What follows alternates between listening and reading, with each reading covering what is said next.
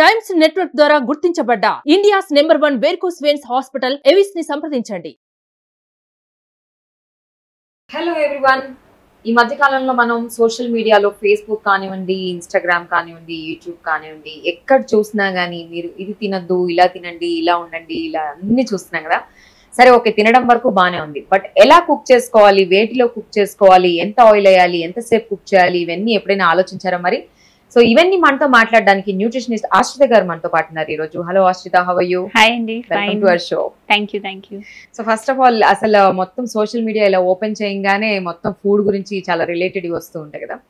మరి వెజల్స్ విషయానికి వస్తే అసలు ఎలాంటి విజువల్ అంటే, ఇప్పుడు నేను విన్నంత వరకు క్లే పాట్ అంటారు, మళ్ళీ ఐరన్ అన్నారు, తర్వాత అల్యూమినియం అన్నారు, నాన్ స్టిక్ అన్నారు, ఇలా డిఫరెంట్ ఉన్నాయి కదా. అసలు ఏ వెజల్ బెస్ట్, ఎలా, అసలు వాటికి ఏమన్నా ప్రోస్ అండ్ కాన్స్ ఉంటాయి, ఈచ్ అండ్ ఎవ్రీథింగ్ డిఫరెంట్ గా, ఏమంటారు? యా, డెఫినెట్గా అండి. సో మీరు అన్నట్టు ఏమేమి తినాలో అన్న దాని గురించి ఇన్ఫర్మేషన్ బాగుంది, కానీ ఎలాంటి వెజల్స్లో కుక్ చేసుకుంటున్నాం అన్నది వెరీ ఇంపార్టెంట్. ఇవాళ రేపు మనం చూస్తున్న హార్మోనల్ ఇంబ్యాలెన్సెస్ కానీ, లేకపోతే డిఫరెంట్ క్రానిక్ ఇన్ఫ్లమేటరీ డిజార్డర్స్ కానీ, వీటన్నిటికి కూడా మనం ఎలాంటి కుకింగ్ మీడియం వాడుతున్నాము, ఎలాంటి వెజల్ వాడుతున్నాము అన్న దాన్ని బట్టి కూడా ఉంటుంది. ఫర్ ఎగ్జాంపుల్, ఇప్పుడు అల్యూమినియం తీసుకున్నాం అనుకోండి, అల్యూమినియంకి ఫుడ్లోకి లీచ్ అయ్యే ప్రాపర్టీస్ ఉంటాయి. సో మీరు ఎప్పుడైనా హై టెంపరేచర్స్లో కుక్ చేసినా అల్యూమినియం స్క్రేప్, జనరల్గా మనం వండేటప్పుడు ఏదైనా వేపుళ్ళు చేసినా అది మనం గరిటెతో తీసేటప్పుడు స్క్రేప్ అవుతుంది అల్యూమినియం. సో ఆ స్క్రేప్ అయిన అల్యూమినియం చిన్నగా మన ఫుడ్లోకి లీచ్ అవ్వడం అనేది జరుగుతుంది. So that is very dangerous. దానివల్ల మనకి హార్మోనల్ ఇంబ్యాలెన్సెస్ రావచ్చు, లివర్ టాక్సిసిటీ కూడా పెరుగుతుంది, ఎందుకంటే ఇవన్నీ unwanted metals in the body. So వీటి అకౌంట్ పెరిగిన కొద్దీ మనకి లివర్ బర్డెన్ పడుతుంది. సో అక్కడ డీటాక్సిఫికేషన్ ఇష్యూస్ వస్తాయి. సో అందుకని అల్యూమినియంకి it's not a good medium to cook. So ఎప్పుడు కూడా అల్యూమినియం వెజల్స్ కుకింగ్కి వాడకూడదు, మనం అవాయిడ్ చేయడం బెటర్, కంప్లీట్గా అవాయిడ్ చేయాలి. అల్యూమినియం అంటే ఈ వైట్ వెజల్స్ వస్తూ ఉంటాయి కదా, సో అవి అసలు అవాయిడ్ చేయాలి. Coming to non stick, second dangerous metal for cooking. So non stick కూడా అదే ఇష్యూ, రకరకాలు వస్తున్నాయి అందులో, టెఫ్లాన్ కోటెడ్ అని, యానోడైజ్డ్ అని. But anything end of the day అది కూడా స్క్రేపింగ్ జరుగుతుంది. So once your non stick start scraping, అది కూడా ఫుడ్లోకి లీచ్ అయ్యేది. హై టెంపరేచర్స్లో నాన్ స్టిక్ ఎలిమెంట్స్ కూడా ఫుడ్లో కనిపిస్తాయి. So non stick is also a big no for cooking. తర్వాత ఐరన్ అనేది ఎప్పటి నుంచో మనకి పాతకాలం నుంచి వస్తుంది. సో ఐరన్ కొన్ని ఫుడ్ కుకింగ్కి బెటరే, కానీ ఐరన్లో మనం పులుపు అది కుక్ చేసుకోలేము. సో ఐరన్కి వచ్చే డిసడ్వాంటేజ్ అదొకటే. But iron tawa for making dosa or roti, iron is a very good medium for cooking. దాని తర్వాత మీకు ఇంకా బ్రాస్ కూడా వస్తాయి. So brass is all thick bottomed. So brass to some extent, again బ్రాస్లో కూడా మనకి ఏంటంటే పులుపు వండుకోలేము. సో పులుపు లేనివి టమాటాలు కానీ, చింతపండు కానీ, ఇలాంటి లేనివి ఏమైనా ఉంటే brass is also a good vessel to use. ఇంకొక గుడ్ వెజల్ వచ్చి స్టోన్. ఇది వరకు వాడేవాళ్ళు రాతి చిప్ప అని. So stone is also a very good. కాకపోతే ఆ స్టోన్ ఎక్కడి నుంచి ఎక్వైర్ చేస్తున్నారు అన్నది మనం ఎక్కువగా వింటున్నా నేను. Right, stone vessels. కాకపోతే they take so much of gas cooking కాబట్టి, సో గ్యాస్ ఎక్కువ ఖర్చు అవుతుంది స్టోన్ వెజల్ మీద కుక్ చేసుకుంటే. But it is a good vessel to use. Stone కాకుండా ఇంకా మనకి సిరమిక్ వస్తుంది, సిరమిక్ అండ్ క్లే పాట్స్ వస్తాయి. వీటితో మనం చాలా జాగ్రత్తగా ఉండాల్సింది ఏంటంటే, సిరమిక్ ఎంత పాలిష్డ్గా ఉంది అంటే దానికి లెడ్ కోటింగ్ వేస్తారు to make it more shiny and brighter. Same goes with the clay pot as well. Clay pot కూడా షైనీగా కనిపించడానికి లెడ్ కోటింగ్ ఉంటుంది. ఈ లెడ్ మళ్ళీ ఫుడ్లోకి లీచ్ అవుతుంది. సో సిరమిక్లో లెడ్ కంటామినేషన్ ఒకటి చూసుకోవాలి. ఎంత పాలిష్డ్గా ఉంది, the more shiner it is, more lead contamination. Clay కూడా సాయిల్ ఎక్కడి నుంచి తీసుకుంటున్నారు అన్నది వెరీ ఇంపార్టెంట్. మీరు చూస్తే ఇవాళ రేపు రివర్స్ అన్నీ పొల్యూటెడే, ఆల్ సీ అంటే వాటర్ మీడియంస్ అన్నీ కూడా పొల్యూట్ అయి ఉన్నాయి, రివర్స్, సీస్. సో మనకి సాయిల్ కూడా మనకి రివర్ బెడ్స్ మించే దొరుకుతూ ఉంటుంది. సో ఎలాంటి సాయిల్ వాడుతున్నాము అనేది వెరీ వెరీ ఇంపార్టెంట్, బికాజ్ అందులో మనకి హెవీ మెటల్ కంటామినేషన్ చాలా ఎక్కువ ఉంటుంది. సో ఇన్ని కనుక్కోవడం కంటే క్లే అండ్ సెరమిక్ నేను అవాయిడ్ చేయమని చెప్తాను. ఓకే.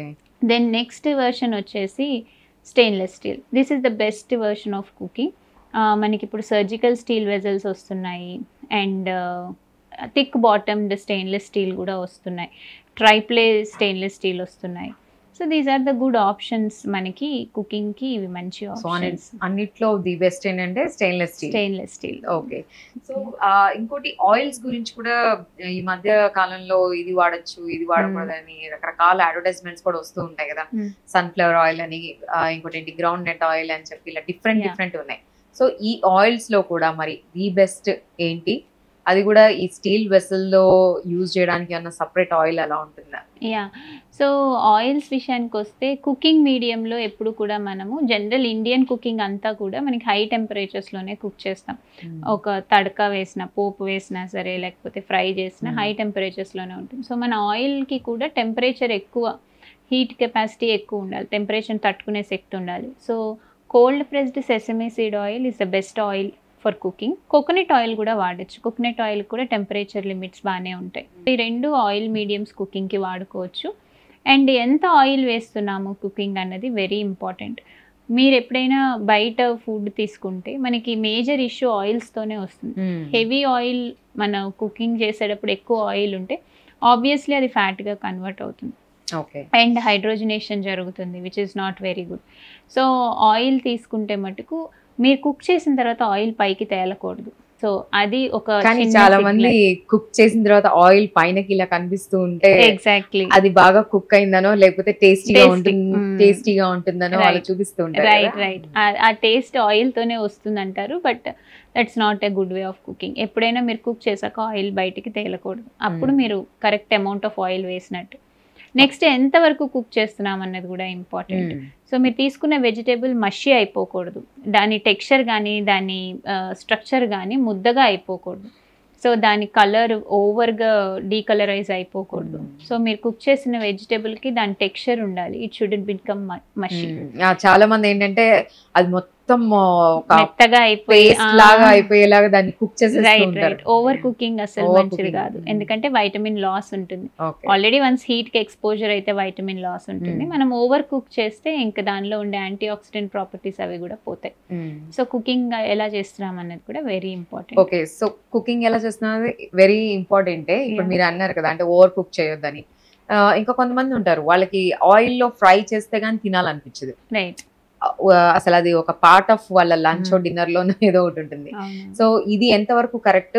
స్టీమ్ కరెక్టా, బాయిల్ కరెక్టా, ఆయిల్ ఫ్రై కరెక్టా, ఎలాగా చేసుకోవచ్చు? రైట్. సో ఫస్ట్ డెఫినెట్ గా నో చెప్పేది డీప్ ఫ్రైయింగ్ కి. ఎందుకంటే ఏ ఫుడ్ అయినా డీప్ ఫ్రై చేస్తే దానిలో హైడ్రోజనేషన్ జరిగి ఆయిల్స్ మనకి ఇన్ఫ్లమేషన్ క్రియేట్ చేస్తాయి బాడీలో. అది first thing. So no deep fry at all to any age of any age group.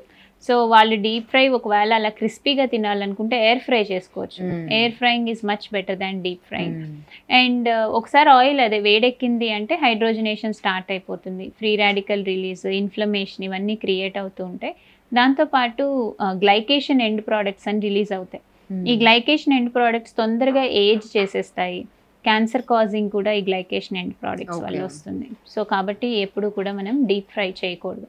And coming to సాటేయింగ్, అంటే జనరల్గా మనం కూరలు కుక్ చేసుకుంటాం కదా, చాలామంది ఏం చేస్తారంటే కూరని ప్రెషర్ కుక్ చేసేస్తారు. ఇప్పుడు బీన్స్ కానీ గోరుచిక్కుడుకాయలు కానీ అట్లాంటివి ఏం చేస్తారంటే ప్రెషర్ కుక్ చేసేస్తారు. అలా చేయడం వల్ల ఏంటంటే న్యూట్రియంట్ లాస్ ఉంటుంది. అట్లా ప్రెషర్ కుక్ చేయకుండా సాటే చేసుకుంటే బెటర్. సాటేకి కూడా కొంచెం వాటర్ యాడ్ చేసి స్టీమ్ క్రియేట్ చేయండి లోపల. సో అట్లా సాటే చేసుకుంటే ఇందాక మనం అనుకున్నట్టు వెజిటబుల్ యొక్క టెక్స్చరు స్ట్రక్చరు మారదు అండ్ ఇంటాక్ట్ ఉంటాయి న్యూట్రియంట్స్ కూడా. సో ఎప్పుడు కూడా మనం ప్రెషర్ కుక్ చేసేసి దాన్ని పోపుకు వేయడం చాలా తప్పు. ఎప్పుడైనా సరే మీరు పోపు వేసుకున్నాక దానిలో వెజిటబుల్ వేసి కొన్ని వాటర్ యాడ్ చేసి మూత పెట్టేయండి. This is the best way. So మీకు ఒకసారి స్టీమ్ బయటికి రావడం మొదలెట్టాక when you switch off the stove, కండెన్సేషన్కి మీకు ఆటోమేటిక్గా వెజిటబుల్ కుక్ అయిపోతుంది. అంతేగాని ఓవర్ కుక్ చేయకూడదు. So sauteing and steam cooking are the best methods. కొన్నిటికి అంటే ఇప్పుడు నాన్ వెజ్ ఉందనుకోండి, ఫిష్ కానీ చికెన్ కానీ, ఇవి గ్రిల్ చేసుకుంటే మంచిది. అది కూడా గ్రిల్లింగ్ కూడా బ్లాక్ కలర్ చార్ వచ్చింది అంటే it causes again releases cancer causing elements. So మీరు గ్రిల్ చేసుకునేటప్పుడు లైట్గా రోస్ట్ అవ్వాలి కానీ బ్లాక్ చార్ రాకూడదు, బర్న్ అవ్వకూడదు. బేసికలీ ఫుడ్ బర్న్ అయింది అంటే క్యాన్సర్ కాజింగ్ ఎలిమెంట్స్ రిలీజ్ అవుతున్నట్టే. సో కాబట్టి బర్న్ ఫుడ్ ఎప్పుడు మంచిది కాదు. Roasting is fine, grilling and roasting light brown colour వచ్చేలా రోస్ట్ చేసుకుంటే that is much better. And ఇంకోటి ఈ మధ్య ఇప్పుడు కపుల్స్ అందరు ఫుల్ బిజీ ఉంటున్నారు వాళ్ళ జాబ్స్ వల్ల. కొంతమంది ఏం చేస్తున్నారంటే, అది నేను లైవ్ చూసాను కాబట్టి అడుగుతున్నాను నేను, మొత్తం మండే టు ఫ్రైడే వాళ్ళు ఏమేమి చేసుకోవాలో అది ఆల్రెడీ కుక్ చేసేసుకొని రెఫ్రిజిరేటర్లో పెట్టేస్తున్నారు.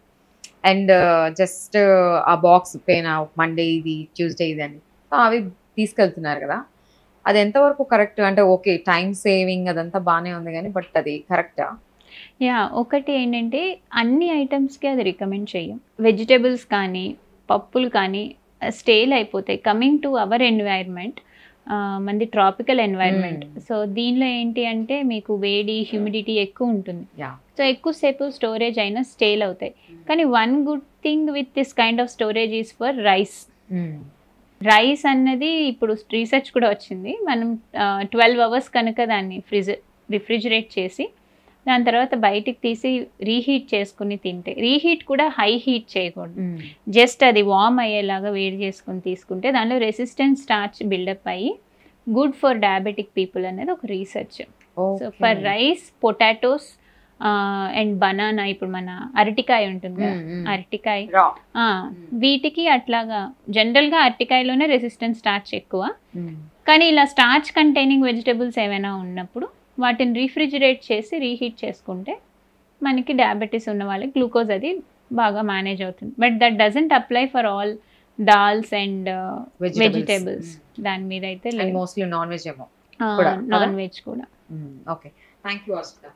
సో విన్నారు కదండి, అంటే తప్పకుండా మీరు స్టెయిన్లెస్ స్టీల్ ఇవే వాడండి. అండ్ ఏ ఆయిల్స్ వాడాలి, వెజిటబుల్స్ అస్సలు ఫ్రై చేసుకోవద్దు అంటున్నారు. అండ్ అట్లీస్ట్ స్టీమ్ అయినా పర్లేదు కానీ ఫ్రై మాత్రం అస్సలు తినొద్దని అంటున్నారు. అండ్ ఎంత మోతాదులో మనం కుక్ చేసుకోవాలి, మొత్తం పేస్ట్ అయిపోయేదాకా కుక్ చేయకుండా దాని టెక్స్చర్ మారకుండా ఉండేంత వరకు కుక్ చేసుకోమని చెప్తున్నారు హర్షిత గారు.